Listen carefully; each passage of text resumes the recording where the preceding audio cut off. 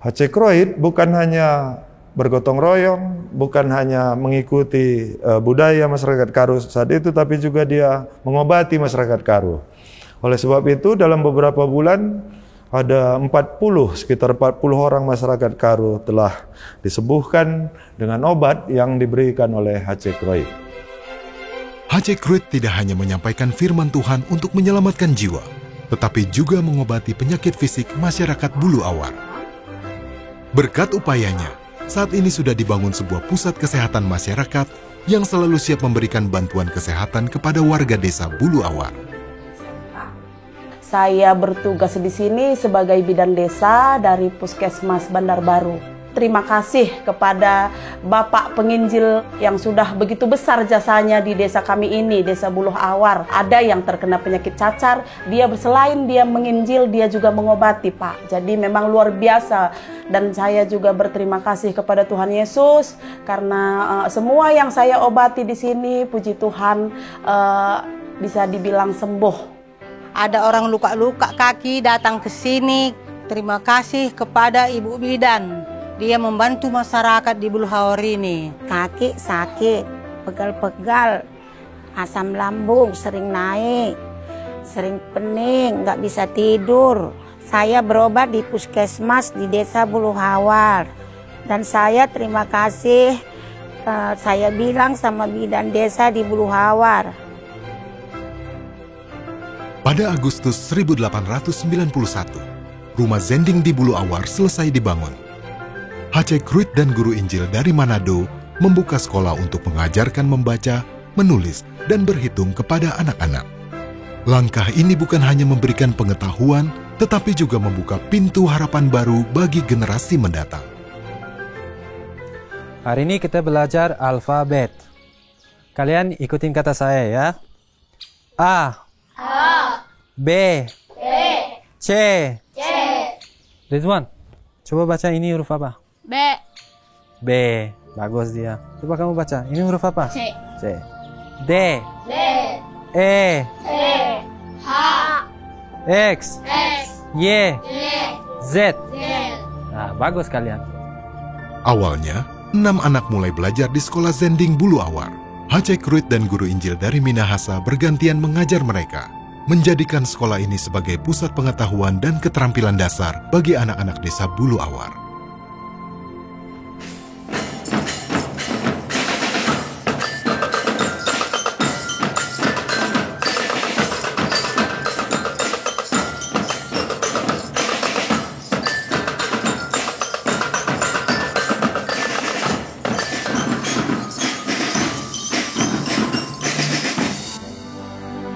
Meskipun pendidikan di Tanah Karo dimulai dari sekolah kecil, semangat para guru Injil terus berkembang dari generasi ke generasi. Warisan mereka menginspirasi dan memberikan harapan baru, membangun masa depan yang lebih baik bagi anak-anak Karo. Saya merasa kalau profesi sebagai guru itu adalah hal yang mulia. Bahkan Tuhan Yesus sendiri pun menjadi guru terhadap rasulnya, dan rasul menjadi guru terhadap orang banyak, yaitu menjadi penjala manusia.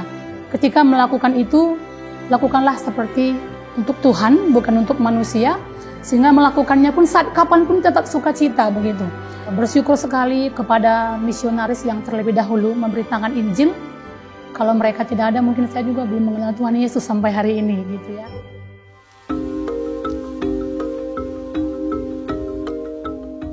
Ada tantangan sebenarnya, mengapa?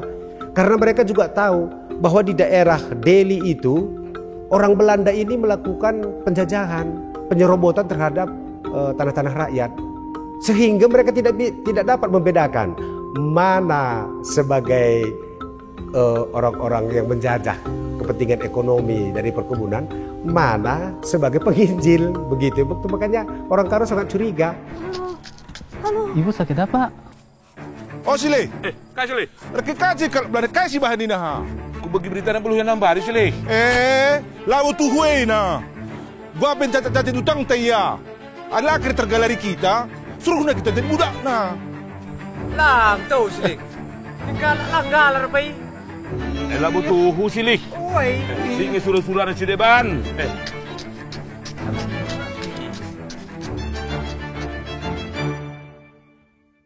Perjalanan misi penginjilan di Tanah Karo tidaklah mudah. Berbagai tantangan dan hambatan harus dihadapi para misionaris, terutama dalam menghadapi adat istiadat orang Karo. Meski sulit, keberanian dan dedikasi misionaris berhasil membawa perubahan bagi masyarakat Karo. Sangat ditolak kehadiran Injil ini karena nama Belanda saja dianggap sebagai penjajah Karo ini. Dalam kaitan hidupnya, adatnya, itu sangat sulit mereka tinggalkan karena ada 3 hal yang harus dilakukan di Karo, yaitu adat, bicara, dan kini teken. Kedatangan Sending ke Karo itu sungguh-sungguh murni untuk mau meningkatkan kehidupan Karo supaya sama dengan saudaranya yang di Toba yang lebih dahulu menerima Injil. H.C. Kruit menghadapi tantangan berat dalam hubungannya dengan pemerintah kolonial. Kruit berjuang untuk membawa perubahan positif seperti melarang penggunaan candu. Ia harus menghadapi penolakan keras dari pihak kolonial. Pihak perkebunan berusaha membuat masyarakat Karo tetap agar mudah dikendalikan. Namun, Kruit dengan berani menolak rencana tersebut. H.C. Kruit meminta persetujuan supaya dikirimkan tenaga penginjil ke dataran tinggi, tetapi pihak kepresidenan tidak mengizinkan. Dan itulah yang membuat Kruit meninggalkan Buluh Awar. Tidak sejalan dengan apa yang diinginkan oleh Kruit, dan dia tidak secara bebas melakukan misi di sana. Jadi dia tinggalkan Buluh Awar, tapi guru-guru Injil tetap tinggal di Buluh Awar.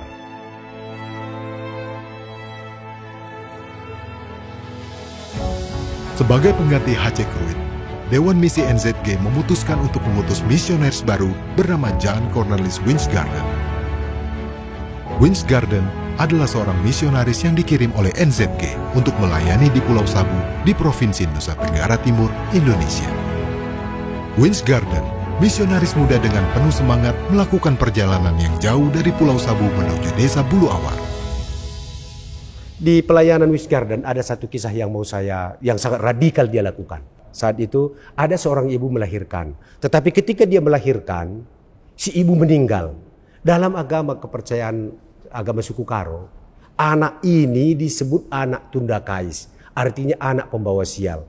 Mereka seakan-akan menyayangi si bayi ini, tetapi di balik itu maksudnya adalah membunuh.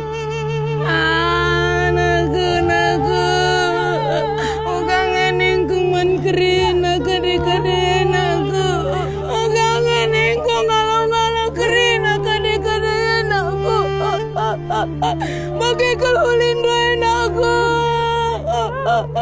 isen hari naruhkan gulan kami naku, naku kangen iku mana nandoin aku, naku neko naku, ugange pagi ning kami anakku. Si bayi ini akan pura-pura dikasih minum sama ibunya, tapi nanti ibunya akan digulingkan, dikasih tindih si bayi, dan bayi pun akan meninggal.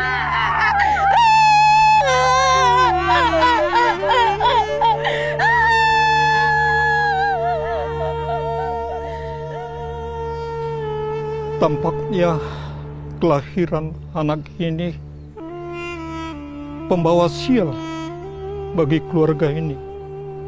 Jika dibiarkan hidup, maka akan pembawa sial bagi daerah kita. Kalau begitu kita bunuh saja anak ini. Tidak baik seperti itu. Anak itu tidak tahu apa-apa. Jangan bunuh dia. Bagaimana kalau saya merawat? Baiklah, kami setuju. Tetapi jika terjadi kesialan atau musibah atas keluargamu, maka kami, keluarga, tidak akan bertanggung jawab. Baik, saya setuju. Sebuah keajaiban terjadi. Bayi yang hampir menjadi korban berhasil diselamatkan oleh Winsgarden. Winsgarden merawat bayi itu dan diberi nama Sangap Tarigan Silangit. Dalam bahasa Karo, sangat berarti berkat atau keberuntungan. Mereka menyadari bahwa Tuhan yang disembah oleh Winsgarden ternyata memiliki kasih dan kuasa yang tidak terbatas. Pada akhirnya, warga Bulu Awar membuka hati mereka dan menerima pengajaran agama dari Winsgarden. Saya merasa bersyukur, bangga, dan bahagia sebagai keturunan dari Sangap Tarigan Selangit. Saya terselamatkan tubuhnya dan orang Karo khususnya terselamatkan jiwanya. Pada tanggal 20 Agustus 1893 terjadi ada pembaptisan pertama dilakukan oleh pendeta Jan Winsgarden kepada 6 orang.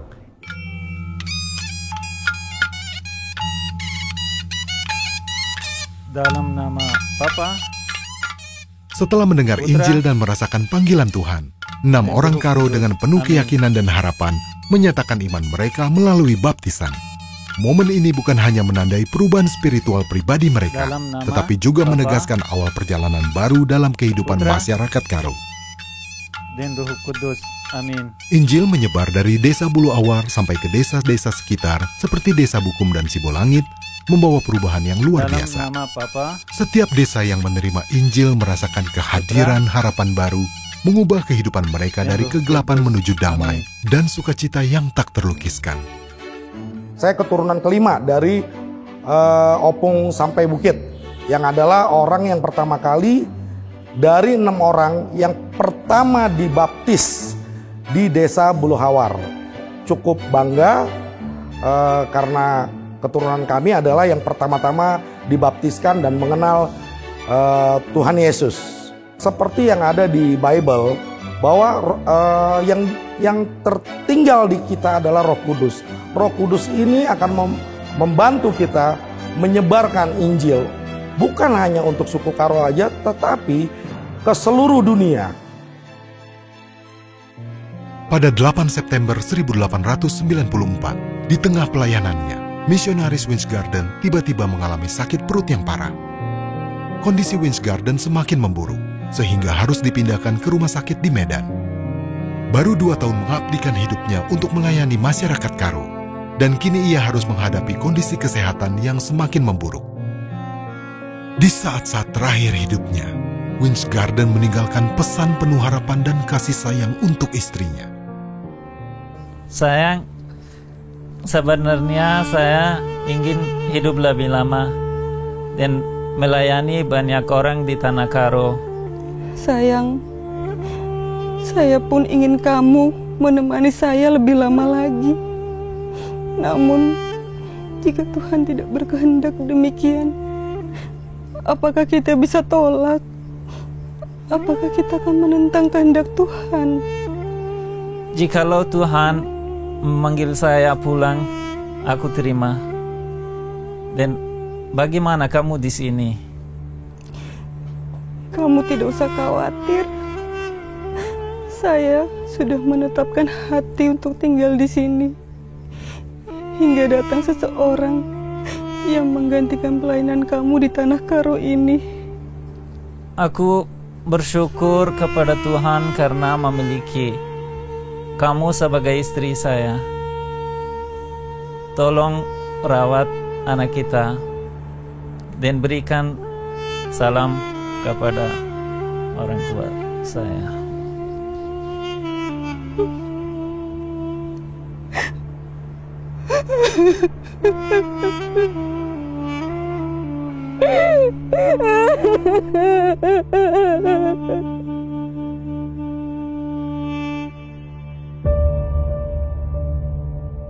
Pada tanggal 22 September 1894, misionaris Winsgarden yang telah mencurahkan seluruh hidupnya untuk melayani masyarakat Karo meninggal dunia akibat penyakit disentri.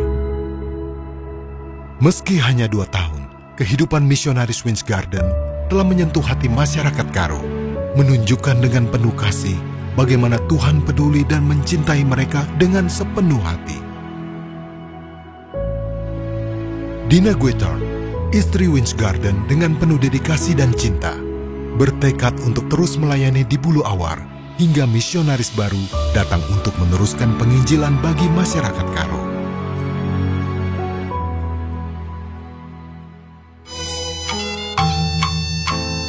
Cukup minda kau